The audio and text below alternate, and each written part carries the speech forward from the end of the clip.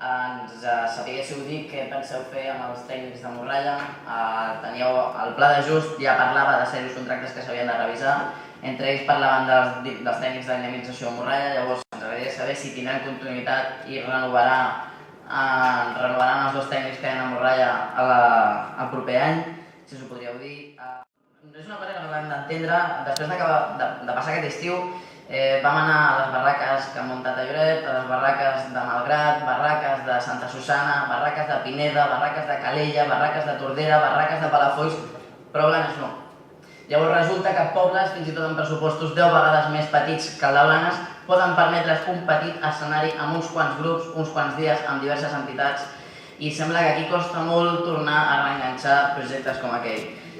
Ens agradaria que es tornéssiu a reconsiderar el tema i que, a veure, tinguent els exemples dels pobles veïns, doncs crec que ficant-hi una mica de ganes aconseguireu organitzar ni que sigui 3 o 4 dies de barraques. Seguim, fa exactament un any vam aprovar en aquest ple per majoria ampliar la zona d'estudi de la biblioteca comarcal, no construint res, sinó redistribuint taules, coste zero, o sigui, no ens costava res, intentar ampliar els quadres elèctrics que hi ha allà, els endolls, ficar 3 o 4 endolls més a cada taula perquè no n'hi ha. Va dir, no, és que, per exemple, ficar lladres és il·legal, resulta que la flamant nova biblioteca de Lloret amplien els endolls amb lladres, sembla que el que aquí és il·legal a Lloret no, o al revés, si m'ho podeu explicar. I per últim, ampliar l'horari de la biblioteca comarcal en període d'exàmens. Vau dir que sí, s'ha fet un cop.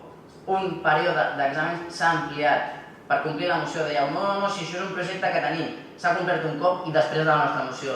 No sé si tenim que presentar un altre cop la moció per veure si tornem a fer-nos cops un cop i l'hem de presentar cada vegada que hi hagi calendari d'exàmens. Amb el tema del pavelló vell, voldríem que féssiu un pla d'usos del pavelló vell. No pot ser que a principis de la legislatura se digués unes associacions de barris sí poden utilitzar-lo, però per altres usos no, ara sí es pot, no que l'hem d'enderrocar, sí que es pot, no. Uns clubs sí, altres no, gent sí per les tardes per jugar a bàsquet, però altres no poden. Si podeu especificar què voleu fer amb el pavelló de Blanes, què no voleu, i que feu un pla d'usos com a equipament, què voleu del pavelló.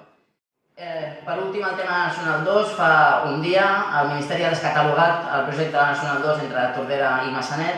Voldríem saber què passa, què penseu fer com a equip de govern, si penseu fer alguna acció.